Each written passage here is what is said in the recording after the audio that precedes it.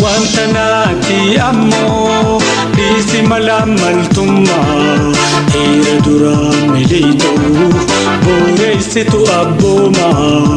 Akkam jirtu dhaggeeffatootaa fi hordoftoota Adaamaa Broadcasting Service sagantaa mijuu seeraa har'aas jalqabdee jirti. Sagantaa mijuu seeraa torbanitti al tokko dhaggeeffattoota keenya kabajamoo bira kan qaqqabu ta'u sanbata xiqqaa sa'aatii 11 walakkaarraa masaa 12tti kan isin bira qaqqabu. Sagantaan barumsa seeraa irratti xiyyeeffate kun guyyaa har'aas seerota lafa baadiyaa bifa haaraan ba'an labsii bulchiinsaa fi itti fayyadamaan lafa baadiyaa haaraa caffeedhaan tumame irratti jijjiiramoonni dhufanoo maalidha? Dhaaltummaa lafaa wal qabate jijjiiramni jiru maal fa'a kan jedhuu fi kan biroos kaafnee kan irratti mari'annu ta'a jechuudha. Keessummoonni keenya har'aa Inistituutii Leenjii fi Qorannoo Seeraa Oromiyaatti abbaa seeraa leenjisaa mana murtii waliigala Oromiyaatti obbo Dassaaleny Biraanuu fi Inistituutii Leenjii fi Qorannoo Seeraa Oromiyaatti qorataa seeraa obbo Waggaarii Dullumee nu faana turtii taasisuu keessummoota keenya nu kabajanii istiidiyootti yaada keessan dhaggeeffattoota biraan ga'uudhaaf yeroo keessan aarsaa gootanii asitti argamu keessaniif hedduun isin galateeffadha.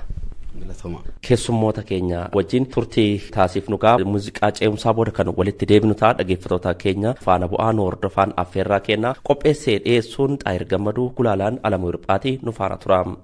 Wantanati ammoo disi malamaltumma hira dura milito boreessitu abbooma.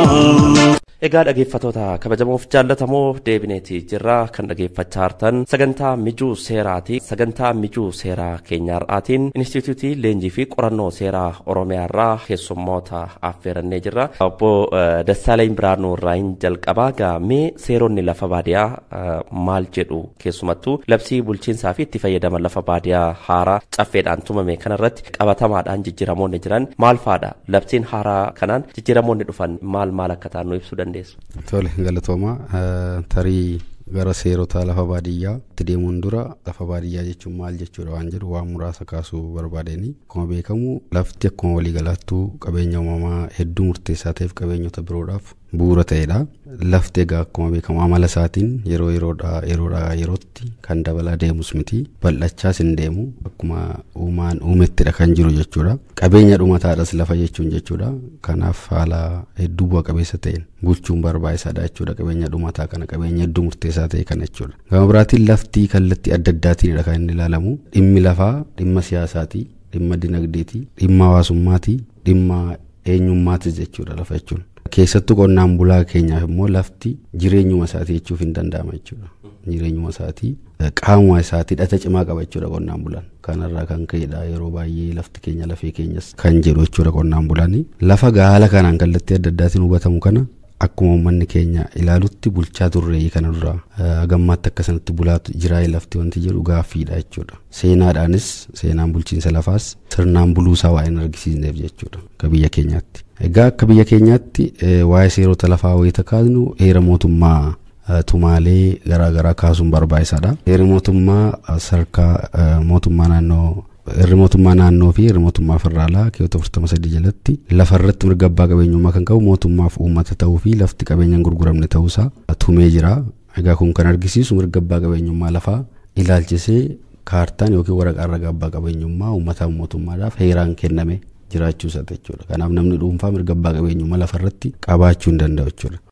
Wantanati ammoo disi malamaltumma hira dura milito boreessitu abbooma. Sababoonni baay'een tarreeffamuu danda'a. Maaliif jedhame kan jedhu lafti qabeenya uummataa fi mootummaati kan jedhame maaliif kan jedhu sababoonni gurguddaan garuu tokkoffaa ogummaa mirkaneessu.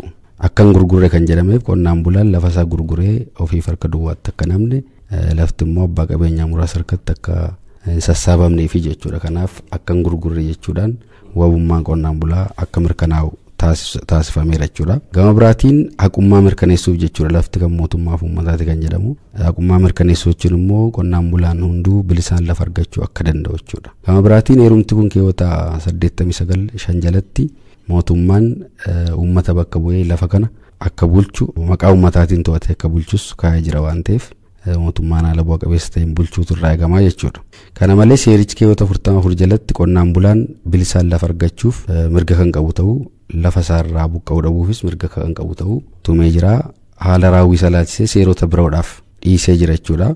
Heerra kana malees keewwata 51 lamadaa jalatti aangoo qoodee jira jechuudha. Aangoo seera lafaa baasuu bulchuu qoodee jira. Naannoo kanatti ogeessota gidduutti falmiin jiru akkuma jirutti ta'ee garuu qoodinsi aangoo taasifamee jira jechuudha. Naannoo eenyutu seera lafaa baasaa eenyu bulchaa kan jedhu wal qabate jechuudha. Bu'uura kanaan sadarkaa federaalaatti labsiin amma hojiirra jiru wixineen amma adeemsarra jiru akkuma jirutti ta'ee labsii lakkoofsa 456 97 kan ba'edha. Sadarkaa naannootti immoo labsii lakkoofsa 139 ture. Amma haqamee labsii lakkoofsa 248 2015 ba'een kan adeemsa maxxanfamurra jiru jechuudha. Labsiin kun adeemsa maxxanfamurra kan jiruun bakka bu'ee jira jechuudha. Kanaaf seerri akka naannoo keenyaatti labsii haaraa kanadha jechuu ni dandeenya jechuudha sadarkaa ammaatti. Kana malees dambiiwwan bulchiinsaaf itti fayyadan lafa baadiyyaa ni jira. Qajeelfamnis lakkoofsa 129 ni jira jechuudha lafa baadiyyaa naannoo keenyaa hoogganuuf akka waliigalaatti. Kan argan jedhee labsii haaraa kanaan gan jijjiiramoota hedduudha kan dhufee jiru.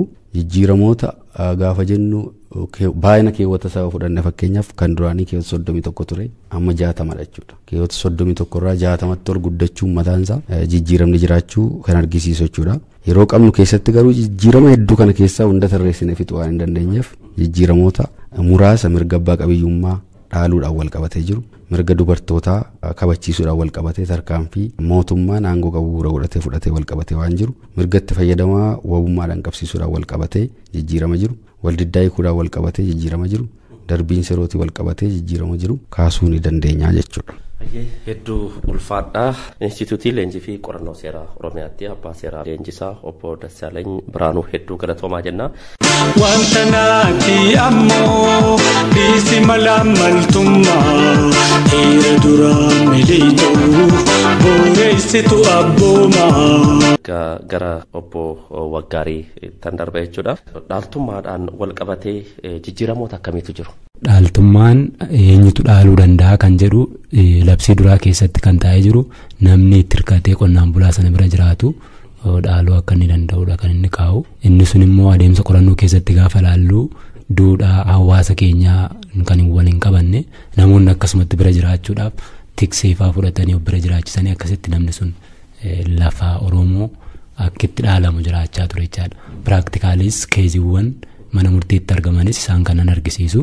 Inni kun adeemsa duudhaa hawaasa keenyaa wajjin kan wal simu miti. Hawaasa keenya kan inni dhaalchisu dhala isaati kan inni lafa isaa dhaalchisu. Kanaafuu inni kun akkamitti ta'uu qaba eenyutu dhaaluu qaba kan jedhu labsiisaa haaraa dhufe kana keessatti fooyyessuudhaan akkaatuma seera dhaalaa keessatti tumamee jiruun namoonni dhala ta'an dissendaantii warra ta'an jechuudha.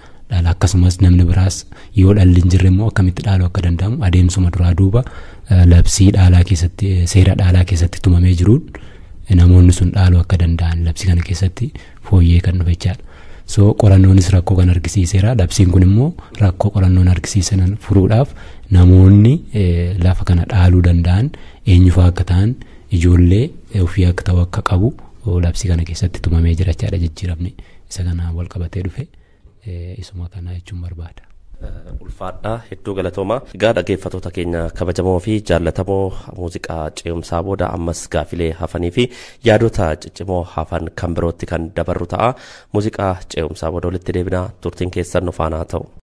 Wanta naati ammoo dhiisi malaamaltummaa heera duraa miliitoo boreessitu abboomaa. Egaa dhaggeeffattoota kabajamoof jaallatamoo walitti deebineetii jirra. Mirga dubartootaa keessumattuu lafaan wal qabatee jiru wal qabatee egaa keessumattuu egaa labsii bulchiinsaa fi itti fayyadama lafa baadiyyaa haaraa caffeedhaan tumamee bahe kanarratti hawaasni keenya adda dureedhaan fayyadamoo akka ta'u yaadamee kan bahe ta'uun ni beekama. Mee dubartootaan wal qabatee mirgi isaan qabaachuu danda'an maalidha? Galatooma gara mirga dubartoonni qabaniitti ce'uun dura Obbo Waggaariin jedhanitti waa dabaluu fi dhaaltummaadhaan wal qabatee yeroo baay'ee bakka bu'iinsaan dhaaluu hin danda'amu miseensa maatii jechuun maal jechuudha. Wayita dhaamoo hin jiru yookiin wayita kennaa hin jiruuf wayita kennaa hin jirre akkamittiin dhaalama kan jiru wal qabatees rakkoon tureera. Egaa labsiin ammaa kun kanaaf furmaata kaa'eera waanuma jedhu itti dabaluu fi mirga dubartootaatiin wal qabatee labsiin haaraan bahe kun keewwata 7 jalatti dubartoonni bilisaan lafa baadiyyaa argachuuf mirga qabu jechuudhaan bifa qajeeltootiin kaa'ee jira.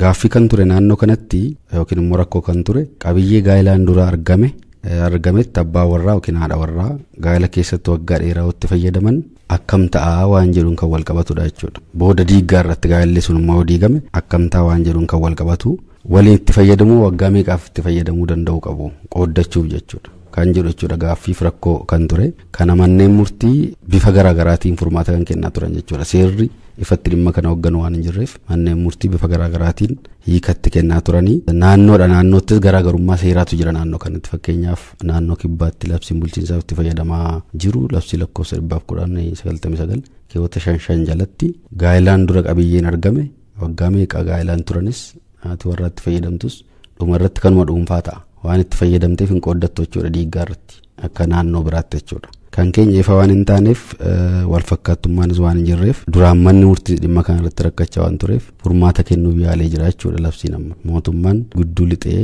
haati warraa haala ishee ittiin qooddachuu dandeessu tumee jira jechuudha. Kunis keewwata 14 jalatti yoo xiqqaate waggaa 10 itti fayyadamteetti taanaan gaa'ila keessatti dantaa daa'imaaf dubartii hin tuqu taanaan galii laficharraa argamuun jiraachaa turan taanaan abbaa warraaf haati warraa jechuudha waggaa 10 fi isaa oliif jechuudha lamaanuu qixxeetti qooddachuu ni danda'u diiggaa gaa'ilaa irratti jedhee haala addaatiin waggaa 10 olitti daangessee waggaa 10 waliin fayyadamte taanaan qabiyyee gaa'ilaan dura ture ta'us qooddachuu danda'u bifa jedhuun tumee jira jechuudha. Kun jijjiirama guddaadha waan jedhu kaasumaaf.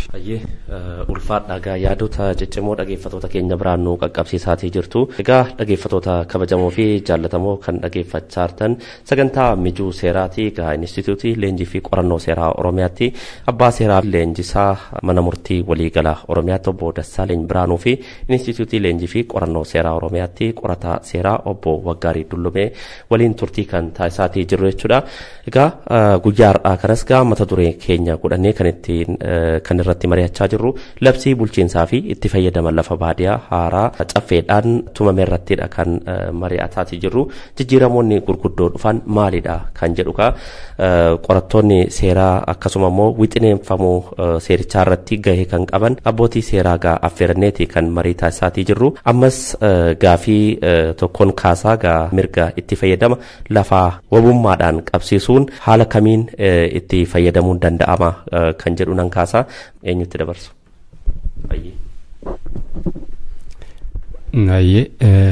Mirga abbaa qabiyyummaa wabiidhaan qabsiisanii liqeeffachuun labsii duraan ture keessa tootaalii kan hin turredha. Yeroo qorannoo geggeessaa turretti rakkoo akka ta'edha kan nuti qorannoon sun kan hin argisiise jechuudha. So namni qabiyyee qabu tokko qabiyyee isaa sana bifa jalaa fudhatamuu hin dandeenyeen qabiyyee isaa yookiin oomisha achirraa argamu qabsiise faayinaanshaali akka jajjabeeffamuuf mirga kana yoo seera keessatti kaaniif qabsiisee liqeeffachuu akka danda'u yoo ta'e qonnaan bulaa keenya kan qabiyyee baay'ee qaban faayinaanshaali kaappaasiteet godha waan ta'eef inni kun itti dabalamuu qabaa kan jedhuun labsicha haaraa isa kana kan inni dabalee tume. So labsicha keessatti yeroo tumametti akkamitti namni kun lafa qabiyyee isaa wabiidhaan qabsiisee liqeeffachuu danda'a dhaabbilee faayinaansii kanarraati akkamitti qabsiisee liqeeffachuu danda'a kan jedhu akka lafti isarraa fudhatamuu hin dandeenyetti oomisha isaa sana yaada keessa galchuudhaan qabsiisee liqeeffachuu danda'a jechaadha faayinaanshaal instituushinarraa. Faayinaanshaal instituushin kun yoo liqeessanis umuriidhaan daanga'eera fakkeenyaaf waggaa 15f qabsiisee kan liqeeffatu yoo ta'e yoo namichi kun waan liqeeffate sana deebisuu dadhabe oomisha isaa sana qabatee deebifata malee lafa isaa sanarraan fudhatamu jechaadha. Gama tokkoon lafa isaa eegaa gama biraatiin immoo akkatti faayinaanshaaliis cimurratti lafa isaa qabiyyee isaa qabsiisee liqeeffate oomishee immoo isa kana deebisaa akka guddachuu danda'utti labsiin kun tumee jira jechaadha. Kanaafuu sodaan yoo qabsiisanii kan liqeeffatan ta'e laftirraa fudhatamaa kan jedhu akka sun ta'uu hin dandeenyetti oomisha sana jechaadha. Oomisha sana qabsiisee yoo oomisha sana deebisuu dadhabillee yeroo jedhame keessatti deebisuu yoo dadhabe namni liqeeffate sun namni liqeesse sun amma yeroo sanaatti fakkeenyaaf waggaa 15 kan jenne yoo ta'e hanga waggaa 15tti amma ta'e irraa kutee kan inni qabsiisee liqeeffatullee hanga guutuu lafasaa yookiin guutuu qabiyyee isaatu hin taane hamma wayirraa hafaaf jechaadha. Namni sun utuu hin miidhameen faayinaanshaali immoo liqeeffatee piroodaaktiiviitii oomisha isaas dabalachuu akka danda'utti mirga kana seera keessatti yoo keenyeef qonnaan bulaan keenya kan lafa qaban qabiyyee isaanii qabsiisanii guddachuu danda'u jechaadha. Labsiin kun haala kanaan kan inni tumee jiru. Waan itti dabalu labsiin kun keewwata 9 fi keewwata 17 jalatti jechuudha dhimmoota kana kan inni tumee jiru. Abbaa qabiyyee aangessee kan garaagarummaa mirga abbaa qabiyyummaa fi mirga itti fayyadama lafaas adda adda baasee hiikoo kenneefii jira. Kan qabsiifamu kanaaf mirga itti fayyadama lafaa jechuudha malee guutuu mirga abbaa qabiyyummaa miti kan qabsiifamu jechuudha. Gama biraatiin mirga gaafa jennu mirga qabeenyaa kamiyyuu waan abstract ta'e miti jechuudha. Waan gatii dinagdee qabudha jechuudha mirga qabeenyaa gaafa jennu. Kanaaf mirga kana fayyadamee maallaqni dhufuufii danda'u qaba jechuudha qonnaan bulaadhaa fi haala kanaan qonnaan bulaa bira maallaqni gara qonnaan bulaatti akka dhangala'u taasifamaa jira jechuudha gama kanaan. Kanaaf maallaqa qonnaan bulaan akkuma obbo Aggaariin kaasan maallaqa yookiin liqii argate qonnaan bulaan hojii misooma qonnaasaa akka cimsu taasisu hin dandeessisa jechuudha waan kun. Gama biraatiin sodaa yeroo baay'ee jiru kana qabsiisuudhaan wal qabatee akka waan qonnaan bulaan lafa isaa dhabuutti hubannoon jira jechuudha. Maaliif wawummaadhaan qabeenyaan sochoone qabeenya akka manaa wayita qabsiisnu qabeenya manaa gurgursiisa waan ta'eef dhumni isaa jechuudha yookiin immoo wayita liqii kan faluu dadhabu qabeenya manaa gurgursiisaa amma lafa gurgursiisuu hin danda'u jechuudha. Yoo dadhabe maaltaa kan jedhu saala of eeggannoo qabuun labsii ammaa kana keessatti tumamee jira jechuudha. Naannee miidhaa qaba waan ta'eef of eeggannoodhaan dhimma waliigaltee of eeggannoodhaan raawwatamuu qabudha waan jedhutti dabaluufi. Wanta naati ammoo dhiisi malaamaltummaa dhiira duraa miliitoo booreessitu abboomaa. Ulfaadha yaada bal'aan ulaattaniif ammas keessumattuu wanni lafaa kun waa'ee lafaa kanarratti wal dhabdee hiikuudhaaf tarkaanfii waan jiran yookaan jijjiiramoonni dhufan maal faadhamee gara obbo Dassaaleny. Adeemsatti waldiddaan hiikamu yookiin wal dhabdeen hiikamu wal qabatee labsii duraanii keessattis tumamee jira. Amma immoo caalmaatti haala ifa ta'een rakkoo duraan jiru hambisuuf keewwata 33 jalatti haguuggii argatee jira. Labsiin ammaa kun waan haaraan naannoo kanatti inni itti dabalee gosa falmii bulchiinsa gandaarraa eegaluu adda baasee jechuudha. Gosa falmii akkamiitu bulchiinsa gandaarraa eegala. Kan daangaadhaan wal qabatu mirga abbaa qabiyyummaatiin kan wal qabatu falmii dhaalaaf nama dhaalaan taane gidduu jiru jechuudhaan bifa kanaan adda baasee jira. Bifa gama biraatiin gaheen jaarsolee maalidha kan jiru jechuudha. Jaarsoleen duraan jaarsoleen gandatti araarsan murtiifaa kennaa turan. Gaheen jaarsolee garuu akkas akka hin taanetti amma kan tumamee jiru. Jaarsoleen lamaan isaanii garee wal falmitoon akka waliin araaraman taasisuu jajjabeessu. Gama biraatiin immoo yaada dhiyeessanii fi yaada isaan irratti walii galuu danda'an dhiyeessuu fi kana jechuudha gaheen isaanii. Bifa kanaan kunis falmii waan tureef ifa ta'ee jira jechuudha amma. Kan biraan garee sadaffaan sadarkaa gandaatti akkamittiin falmii sanarraa dhimma yoo dantaa qabootee akkamittiin gidduu seena kan jirutti dabalamee jira jechuudha. Bifa gidduu lixummaa carraa akkasii uumeefii jira jechuudha labsiin haaraan kuni. Kan biraan keewwata 33 jalatti qaama sadaffaatu dhufuu danda'a jechuudha sarkuma gandaatti iyyuu. Kana bifa haaraadhaa itti dabalame kunis keewwata 33 jalatti ammas gareewwan yoo waliif hin galle yoo waliif galaniiru ta'e walii mallatteessanii xumura argata. Yoo waliif hin galle garuu wanna jaarsi bulchiinsa gandaatiif gabaasu kan waliif hin galle ta'uu qofadha jechuudha. Kanaan ala iccitiin ba'u hin jiru jechuudha. Murtiin dhaqu hin jiru kan waliif hin galle ta'uu qofadha.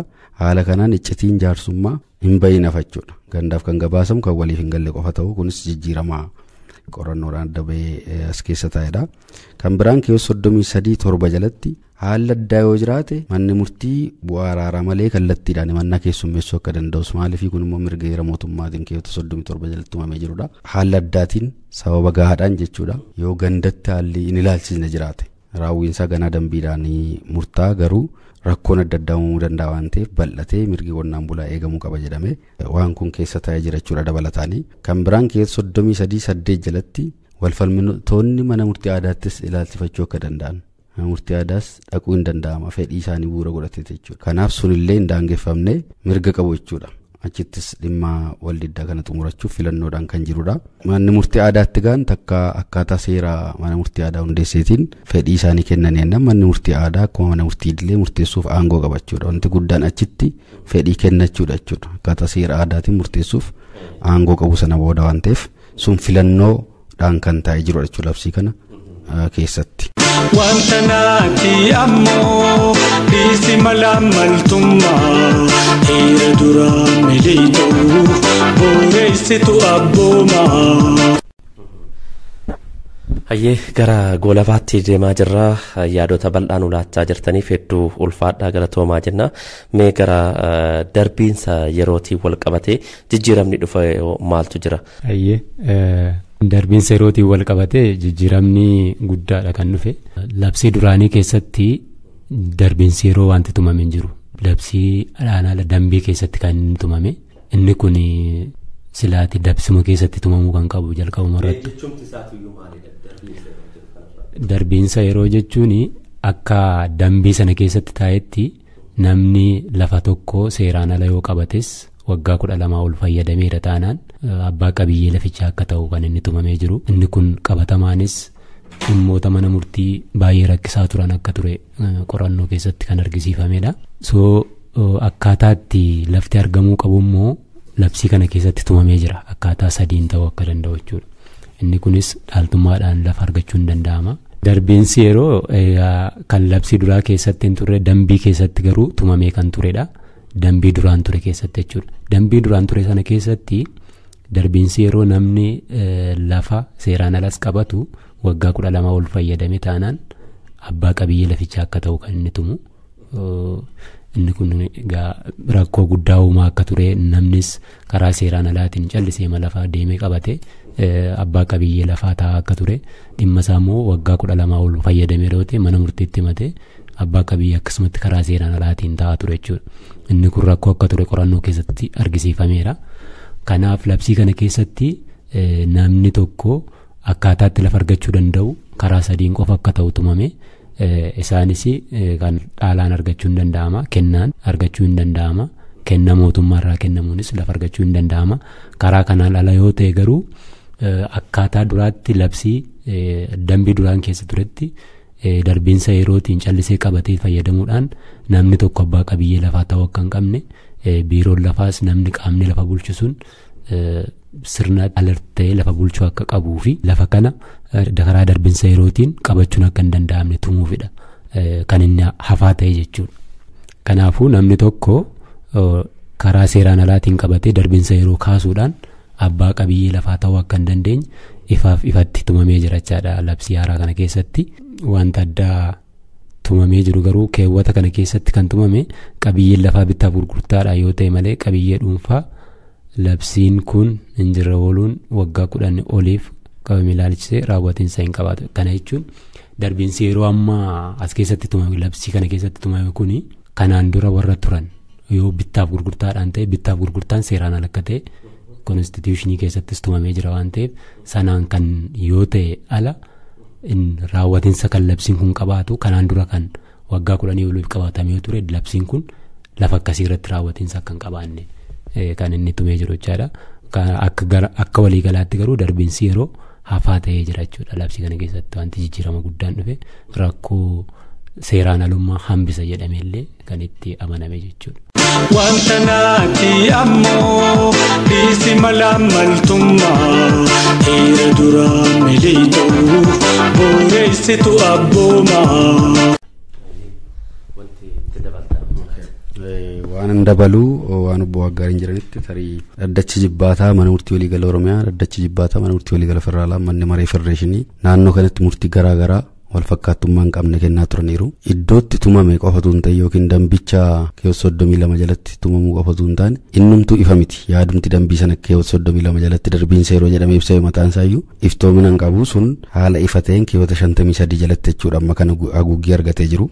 Obbo Waggaariin akkuma kaasan namni karaa seeraan alaa lafa qabate darbiinsa yeroo akkatti isaatti kaasuu akka hin dandeenye bifuma waliigalaatiin taa'aa jira jechuudha. Karaa seeraan alummaan jajjabaachuun qabu waan ta'eef yaada jedhu jechuudhas keessa kan jiru. Haala addaa bifa lamaan tumame jira. Haala addaa sunis waggaa 10 dura kan qabate ilaalchisee labsiin kun raawwatamummaa hin qabu. Ammarraa kaasee waggaa 10 gaafa jennu bara 2005 dura kan qabame ilaalchisee labsiin kun raawwatiinsa hin qabu. 2005 asitti kan jiru irratti garuu raawwatiinsa ni qaba gaafa jedhu duubatti akka deebi'ee raawwatamummaa qabullee labsiin kun haala ifa ta'een kaasee jira. Gama biraatiin darbiinsa yeroo kan falmii biraa laallatan bu'uuruma seera birootiin raawwatamummaa qabu. Fakkeenya waliigaltee kiraa ilaalchisee bu'uura seera waliigalteetiin waliigaltee dhaala ilaalchisee bu'uura seera dhaalaatiin tumaaleen darbiinsa yeroo jiran darbiinsa yeroo asitti tumame kun kan hin tuqne ta'uusaa itti dabaluu fi galatoomaa xumureen jira.